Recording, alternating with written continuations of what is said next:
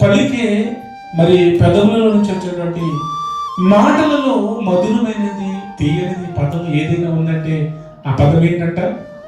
అమ్మ. అమ్మ అని పిలిచే పదము పెదవులలో నుంచి వచ్చేటువంటి మరి పలుకులలో చాలా తీయనిది మరి అమ్మ అనే పదం అని మరి నిజంగా ఎంతో గొప్పగా మరి కవులు కూడా చాలా గొప్పగా వర్ణిస్తూ ఉంటారు. నిజంగా పరిశుద్ధ గ్రంథంలో దేవుడు మరి తల్లిని గురించి ఏమని వ్రాయించాడో తెలుసండి? తల్లుల గురించి ఏమని వ్రాయించాడో తెలుసా? మొట్టమొదటి తల్లి ఎవరు? అవ్వమ్మ గారు. అవ్వమ్మ గారి గురించి దేవుడు ఎంత గొప్ప సాక్ష్యం పలుకుతున్నాడో తెలుసండి? పరిశుద్ధ గ్రంథంలో ఒకసారి చూద్దామా? పరిశుద్ధ గ్రంథంలోకి వెళ్ళి ఆ మాటను మనం ఆలోచన చేస్తే దేవుడు చెప్తున్నటువంటి మాట, దేవుడు పలుకుతున్నటువంటి మాట ఏమిటి అన్న ఆలోచనకు వెళ్తే మరి ఆదికాండ గ్రంథము 3వ అధ్యాయము, ఆదికాండ గ్రంథము 3వ అధ్యాయము 20వ వచనంలో చూడండి. ఆమె గురించి ఏమైనా సాక్ష్యం చెప్తున్నాడో చూడండి. ఆదాము తన భార్యకు అవ్వ అని పేరు పెట్టెను, ఏలనగా ఆమెను జీవము గల ప్రతి వానికి తల్లి అంట. ప్రేమిన వాళ్ళరా, తల్లి అనే పదము ఎక్కడి నుంచి ప్రారంభమైందో ఒక్కసారి ఆలోచన చేయండి. ఆమె జీవము గల ప్రతి వానికి తల్లి, ఆమె జీవము గల ప్రతి వానికి తల్లి. ప్రేమిన వాళ్ళరా, తల్లి నిజంగా బిడ్డల కొరకు ఎంతో కష్టపడుతుందండి. తండ్రి కూడా ఎంతో కష్టపడుతూ ఉంటాడు. తల్లి నిజంగా ఉదయం లేవగానే నిజంగా ఉదయం నుంచి పడుకునే సమయం వరకు కూడా ఆమె కుటుంబం కొరకు ప్రయాసపడుతుంది. బిడ్డలకు ఏమి పెట్టాలి, బిడ్డలకు ఏం చేయాలి, బిడ్డలను ఏ విధంగా పెంచాలి, బిడ్డలను ఏ విధంగా వారిని నడిపించాలి, ఏ విధంగా వారిని గొప్ప చేయాలని ఉదయం నుంచి సాయంత్రం వరకు ఆమె పని చేస్తూనే ఉంటుంది. ప్రేమ వల్ల పని చేస్తూనే ఉంటుంది తల్లి కదండి. నిజంగా బిడ్డలకు ఏదైనా జరిగితే తల్లి తట్టుకోలేదు. ప్రేమ వల్ల తల్లి తట్టుకోలేదు. బిడ్డలకు కొంచెం నేసం వచ్చేటప్పటికి నిజంగా తల్లి తట్టుకోలేదు. బిడ్డలకు ఏదైనా జరిగింది అనుకోండి, అనారోగ్యం వచ్చింది అనుకోండి, తల్లి తట్టుకోలేదు. బిడ్డలకు ఏదైనా నేసం వచ్చిందంటే తల్లి తట్టుకోలేదు. ప్రేమ వల్ల అదే విధంగా ఒక తల్లి పరిశుద్ధ గ్రంథంలో ఉంది. ఆ బిడ్డకు ప్రేమను దయ్యం పట్టింది. ఆ బిడ్డకు దయ్యం పట్టింది. ఆ తల్లి నిజంగా ఎంతో వేదన చెందుతుంది. ఆ తల్లి ఎంతో బాధపడుతుంది. నా బిడ్డను నేను ఏమైనా సరే నేను రక్షించుకోవాలి, నా కుమార్తెని ఏ విధంగా అయినా సరే నేను కాపాడుకోగలగాలని ప్రేమలో ఎన్నో ప్రయత్నాలు చేస్తూ ఉంది. ఆ ప్రయత్నాలలో ఎవరి దగ్గరికి వెళ్తుందంటే యేసుక్రీస్తు ప్రభువు వారి దగ్గరికి వెళ్తుంది ఆ తల్లి. ఆ తల్లి ఎవరండి? ఆ తల్లి ఎవరు? కనాను స్త్రీ. కనాను స్త్రీ ప్రేమ వలన యేసుక్రీస్తు ప్రభువు వారి దగ్గరికి వెళ్ళి అడుగుతుంది తల్లి. ఆ తల్లి అడుగుతుంది, అయ్యా ఏమని పిలుస్తుందంట? ఒక్కసారి మాట చూద్దాం. మత్తయి సువార్త 15వ అధ్యాయము, మత్తయి సువార్త 15వ అధ్యాయము 21 నుంచి కదమ్మా.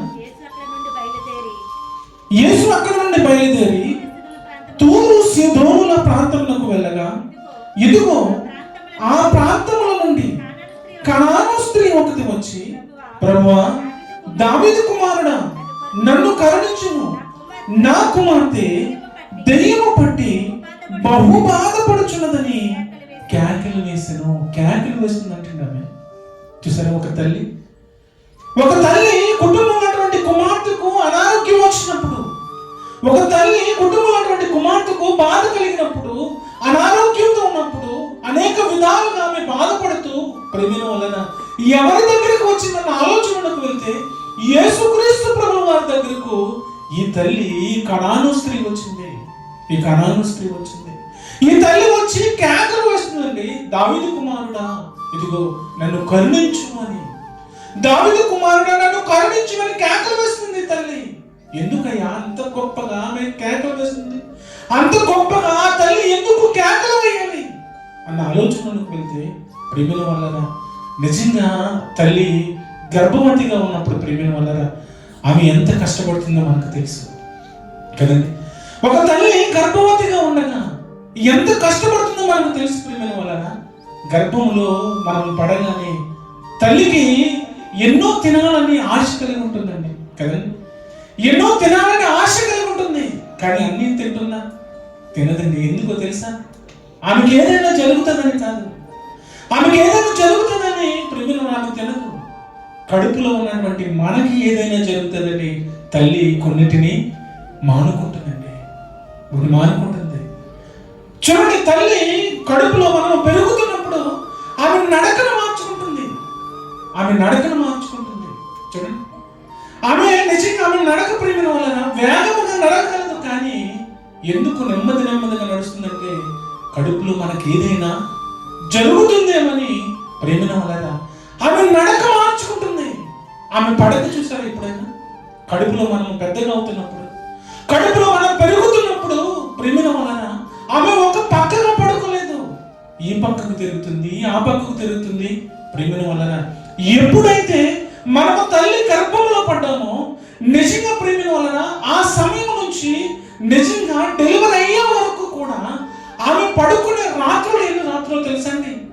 1 సంవత్సరంలో ప్రేమ వలన ఆమె 9 నెలలలో 6 నెలలు తల్లికి నిద్ర ఉండదంట. ప్రేమ వలన 6 నెలలు నిద్రను నిజంగా ఆమె కోల్పోతుంది మనకు జన్మనివ్వటానికి. 6 నెలలు తల్లి ప్రేమ వలన మనకు జన్మనివ్వటానికి మనం గర్భంలో ఉన్నప్పుడు ఆ తల్లి నిజంగా 6 నెలలు నిద్ర కోల్పోతుందంటే ఒక్కసారి ఆలోచించండి. తల్లి గర్భంలో ఉండగా మన గురించి ఎంత కష్టపడిందో ప్రేమ వలన ఆలోచన చేయాలండి, ఆలోచన చేయాలి. నిజంగా ప్రేమ వలన గర్భవతిగా ఉన్నటువంటి తల్లులు ఎంత కష్టపడుతుంటారో. ప్రసవ వేదన సమయంలో కేకలు వేస్తుందండి. ఆ కేకలు ఎప్పుడు గుర్తుకొస్తున్నాయి మరలా అంటే ఈ కనాను స్త్రీకి యేసుక్రీస్తు ప్రభువు వారిని చూసి ఇదిగో ఆమె మాట్లాడుతున్నటువంటి మాటలు, కేకలు వేస్తుంది, దావీదు కుమారుడా, దావీదు కుమారుడా, ఇదిగో నన్ను కరుణించుము, నన్ను కరుణించుము, నా కుమార్తెను స్వస్థపరచుమని ఆమె కేకలు వేస్తుందండి. సాధారణమైన కేకలు కాదు ప్రియమైన వారు. ఎప్పుడైతే ఆమె ప్రసవ దినాలలో కేకలు వేసిందో అదే కేకలు మరలా ఇదిగో నజరేయుడు అయినటువంటి యేసుక్రీస్తు ప్రభువు వారిని చూసినప్పుడు ఆ తల్లి ఆ కుమార్తెను స్వస్థపరచుకోవడానికి ఆ కేకలు వేస్తుందండి. మరలా ఆ కేకలు వేస్తుంది. చూసారా, తల్లి ప్రేమ వల్ల బిడ్డల ఎడల ఎంత ప్రేమను చూపిస్తుందో. బిడ్డలకు ఏదైనా జరిగితే తట్టుకోలేదండి. యేసుక్రీస్తు పాదాలను వదిలిపెట్టలేదు, ఆమె వదిలిపెట్టలేదు. కనాను స్త్రీ ఆ తల్లి వదిలిపెట్టలేదు. ఆ దేవుని బతిమాలుకుంటూ దేవుని యొక్క పాదాల చెంత బ్రతిమాడుతూ ఆమెను నిజంగా ఆ కుమార్తెను బాగు చేసుకుందండి. ఆ తల్లి ఆ కుమార్తెను బాగు చేసుకుంది. చూడండి, నిజంగా ఈ భూమి మీద ప్రేమ వలన దేవుని బిడ్డలుగా ఎదుగుతున్నటువంటి మనము, దేవుని పిల్లలుగా జీవిస్తున్నటువంటి మనము నుండి నూరేళ్ళు ఈ భూమి మీద ఉండాలి అంటే ఎలా ఉండాలో తెలుసా? ఎలా ఉండమన్నాడో తెలుసా దేవుడు? నిజంగా ప్రేమ వలన నిన్ను నూరేళ్ళు ఈ భూమి మీద మనము బ్రతకాలి అంటే దేవుడు చాలా ఉన్నతమైనటువంటి మాటలు తెలియజేశారండి. ఒకసారి ఆ మాటలు చూద్దామా? ఎఫెసీయులకు రాసినటువంటి పత్రిక, ఎఫెసీయులకు రాసినటువంటి పత్రిక 6వ అధ్యాయము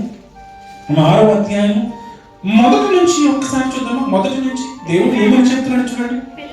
పిల్లలారా, ప్రభువునందు మీ తల్లిదండ్రులకు విధేయులైనడి, ఇది ధర్మమే.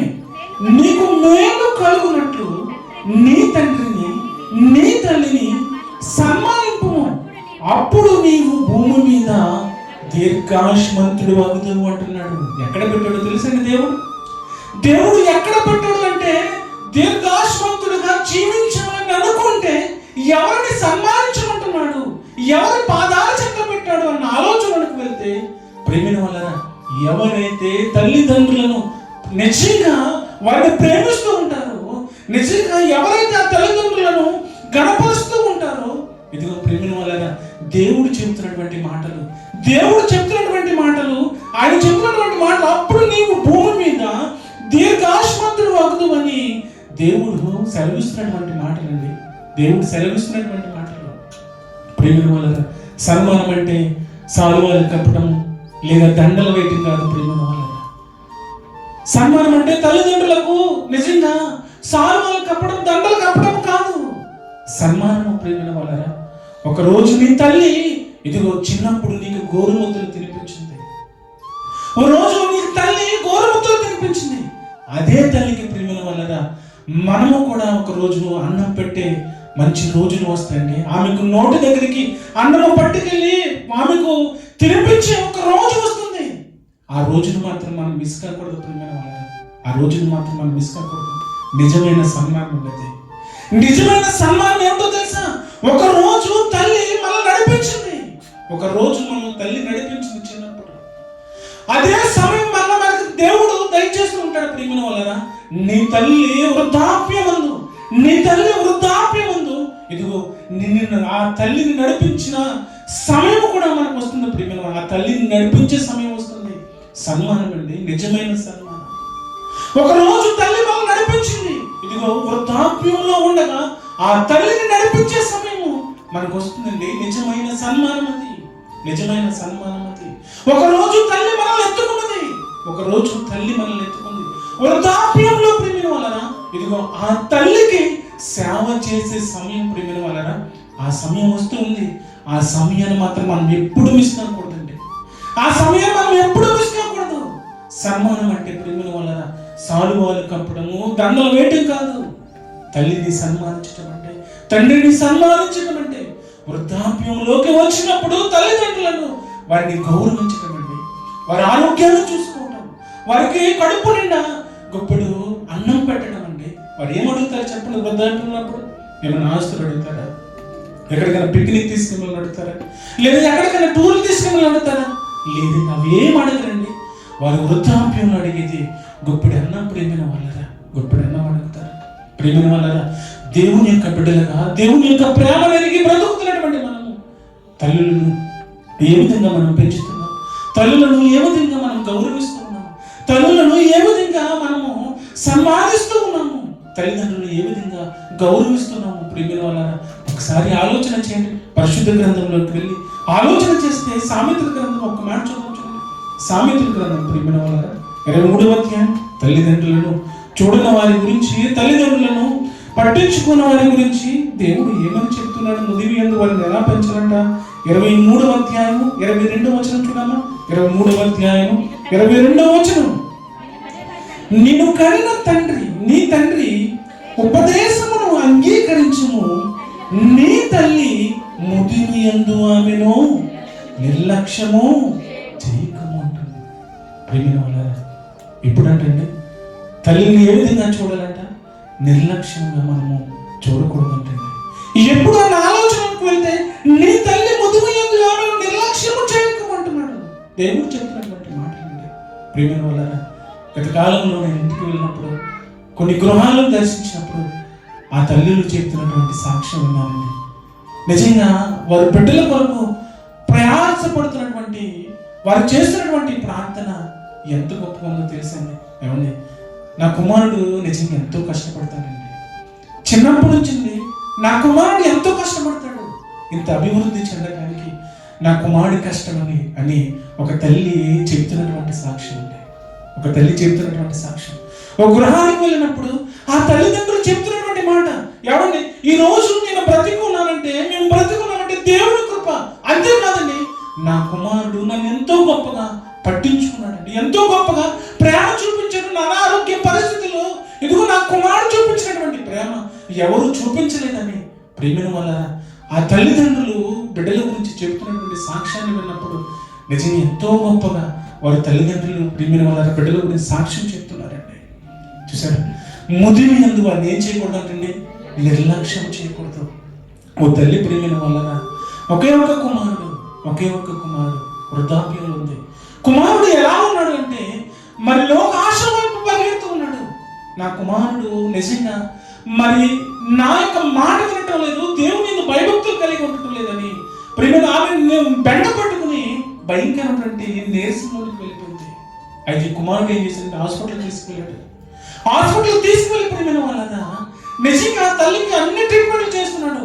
డాక్టర్ కూడా అన్ని టెస్టులు చేశాడు. అయ్యా, మీ తల్లికి ఎటువంటి అనారోగ్యం లేదు, కానీ మీరు మారటం లేదనే ఒక బెంగ మాత్రం ఉంది, అదే మీకు నీరసం అని ఆ యొక్క డాక్టర్ చెప్పినప్పుడు ప్రేమిన వాళ్ళ నిజంగా ఆ డాక్టర్ చెప్తూ ఉన్నాడు, వెళ్ళి నీ తల్లితో ఒక్కసారి నువ్వు మాట్లాడు, ఒక అబద్ధమైన చెప్పవా, వెళ్ళి నేను మారిపోయానమ్మా, నీ కొరకు ఎటువంటి పాపము చేయను, ఇదిగో నేను మారిపోయాను, నీ కొరకు ఎటువంటి పాపం చేయకుండా నేను బ్రతుకుతాను, లోకాశ వైపు వెళ్ళనని ఒక అబద్ధం చెప్పబోయాం మీ అమ్మతో, మీ అమ్మ బాగుపడుతుందని ఆ డాక్టర్ చెప్పినప్పుడు ఒక అబద్ధమే కదా, నా తల్లి దగ్గరికి వెళ్ళి ఒక అబద్ధం ఆడతానని ఆ తల్లి బెడ్ మీద ఉంది హాస్పిటల్లో.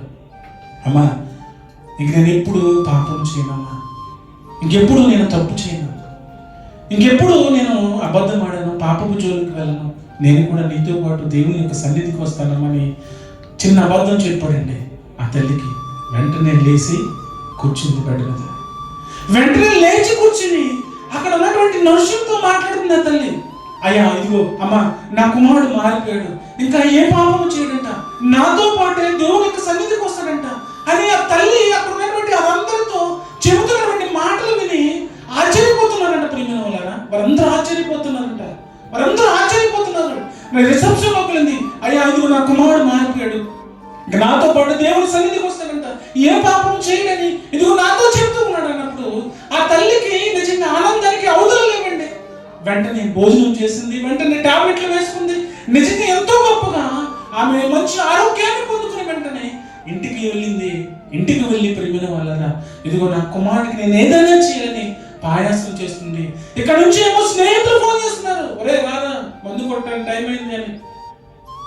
ఈ కుమారుడు తల్లితో ఉండాలా స్నేహితులతో ఉండాలని మరి ఆలోచిస్తుండగా, ఇదిగో నా తల్లి ఆరోగ్యం నాకు ముఖ్యం, ఈమె ముదుగు వయసులో ఆమెను జాగ్రత్తగా చూసుకోవాలని చెడు స్నేహితులను విడిచి ప్రియమైన వాళ్ళ తల్లితో ఉన్నాడండి. ఒక అబద్ధం చెప్పినందుకే ఇదిగో నా తల్లి ఇంత గొప్పగా ఆనందం పొందుతుందంటే, నా జీవితాన్ని నేను మార్చుకుంటే, నా బ్రతుకుని నేను మార్చుకుంటే, నా తల్లి ఆనందము పొందడమే కాదు, పరలోకముందున్నటువంటి నా తండ్రి నా దేవుడు కూడా ఎంతో ఆనందం పొందుతాడని ఆ కుమారుడు మార్పు చూశారా ప్రియమైన వాళ్ళారా. ముదిమి అందు బిడ్డలను ఎప్పుడు, తల్లులను ఎప్పుడు నిర్లక్ష్యం చేయదు ప్రియమైన వాళ్ళారా, నిర్లక్ష్యం చేయదు. ఒక్క మాట చూసి ముగించుకుందాం చూడండి. సామెతల గ్రంథము 19వ అధ్యాయం, సామెతల గ్రంథము 19వ అధ్యాయము 26వ వచనం. ప్రియమైన 26వ వచనం ఒకసారి చూద్దామా. తండ్రికి కీడు చేసి తల్లిని తరిమివేయవాడు అవమానమును అపకీర్తిని కలుగు చేయవాడు అంటున్నాడు. చూసారు ప్రియమైన వాళ్ళారా, తల్లిదండ్రులను ప్రేమించండి, తల్లులను ప్రేమించండి, తండ్రులను ప్రేమించండి, వారిని గౌరవించండి. వారి అవసరతలు ఏమిటో తెలుసుకోండి. వారి ప్రతిదీ అడగరండి. నేను వాళ్ళ పనులు ప్రతిదీ అడుగుతారా? అడగరండి. తల్లిదండ్రులు వృద్ధాప్యంలో ఉండగా ప్రతిదీ అడుగుతారా? అడగరు. వారి కేవలం అండి భోజనానికి మాత్రమే వారు అడుగుతూ ఉంటారండి. వారు వేసుకునే మందులు ప్రియమైన వాళ్ళు అవే వారు అడుగుతూ ఉంటారు. ఏమడుగుతారు చెప్ప? బంగారం అడుగుతారా? వజ్రాలు అడుగుతారా? నెక్లెస్ ఏమని అడుగుతారా? అడగరండి. ఏమండి పిడికిడి అన్నం అడుగుతారండి. ఏమండి వేసుకునే పిల్లలు టాబ్లెట్ ఆరోగ్యం కొరకు అడుగుతుంటారండి. వృద్ధాప్యంలో ఉన్నప్పుడు తల్లిదండ్రులను గౌరవించండి ప్రియమైన వాళ్ళు. వృద్ధాప్యంలో ఉన్నప్పుడు తల్లిదండ్రులను ప్రేమించండి. వారి యొక్క అవసరం ఏమిటో తెలుసుకుని